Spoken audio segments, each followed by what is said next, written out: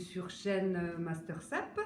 Alors maintenant, ce que je vous propose, c'est de faire un rhum arrangé. C'est vrai que vous allez le préparer bien à l'avance parce qu'il va falloir que votre rhum macère pendant au moins 1 mois ou 2 mois. C'est d'ailleurs la plus grande difficulté de cette recette de ce soir. Alors, tout d'abord, les ingrédients. Alors, c'est vraiment variable. Vous allez pouvoir utiliser tous les fruits que vous désirez, toutes les épices que vous aimez.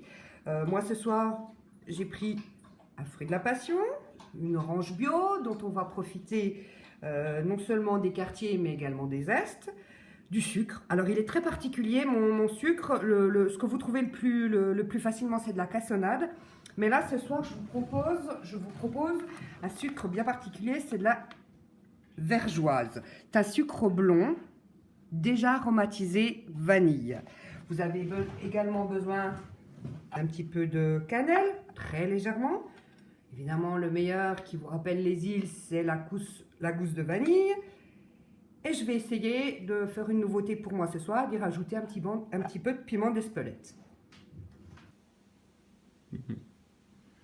Et également du gingembre. Alors, prenez votre orange. Tout d'abord, vous allez enlever les zestes. Moi, je trouve que le plus pratique à ce moment-là, c'est un économe.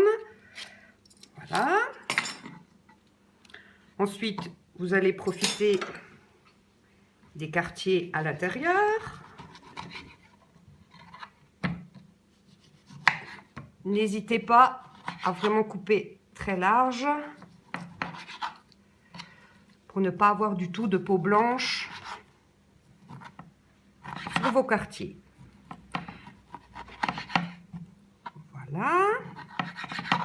Alors, ces quartiers, voilà, c'est pas vraiment des quartiers, vos morceaux d'orange, vous allez les mettre dans votre bouteille. Alors, il va falloir trouver une bouteille vraiment adéquate avec un gros goulot. Et de préférence en verre et pas en plastique pour ne pas avoir le goût du plastique.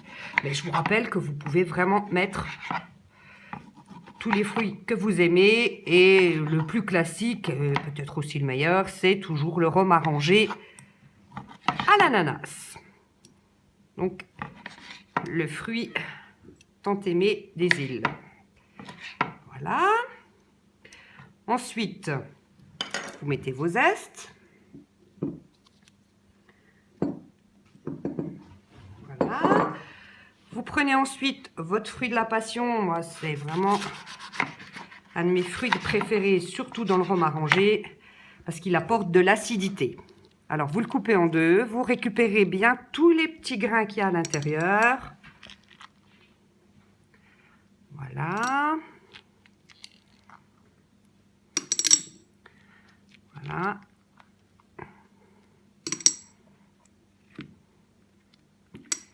Ensuite, vous prenez votre gousse de vanille que vous allez bien couper en deux pour les libérer les petits grains qui sont à l'intérieur, si j'y arrive.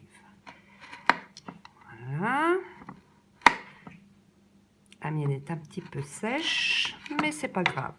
Donc, vous voyez à l'intérieur les petits grains qui donnent vraiment le bon goût de vanille.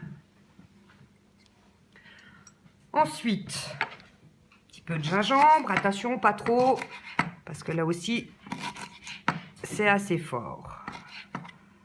Voilà. Comme ça, ça suffira largement.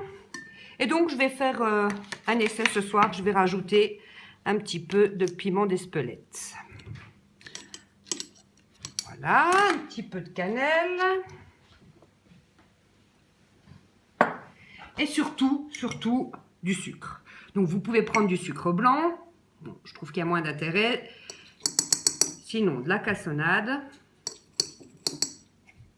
Je vous marquerai dans la recette la quantité exacte de sucre à utiliser. Parce que j'avoue que moi, je fais toujours un petit peu à ma convenance sans réellement peser. Voilà. Et ensuite, l'étape la plus facile et la meilleure, rajoutez le rhum. Là, vous voyez, j'ai fait une toute petite bouteille, mais après, l'intérêt, c'est d'en trouver une très grande pour en avoir le plus possible. pour vos apéritifs. Alors veillez à bien en mettre le plus haut possible pour qu'il y ait le moins d'air qui reste à la surface. Et moi, n'ayant pas de bouchon pour ma bouteille, si vous trouvez une bouteille avec bouchon, c'est bien mieux. Je vais rajouter un petit peu de film plastique.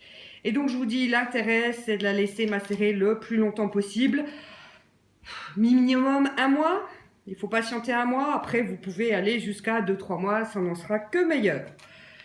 Voilà, bah écoutez, je vous dis, n'hésitez pas à rajouter tous les fruits que vous aimez. Et surtout, ne goûtez pas trop avant. Et passez une bonne soirée au moment de le boire avec vos invités. Alors voilà déjà une semaine que mon rhum macère, que je l'observe, que je l'admire tous les jours.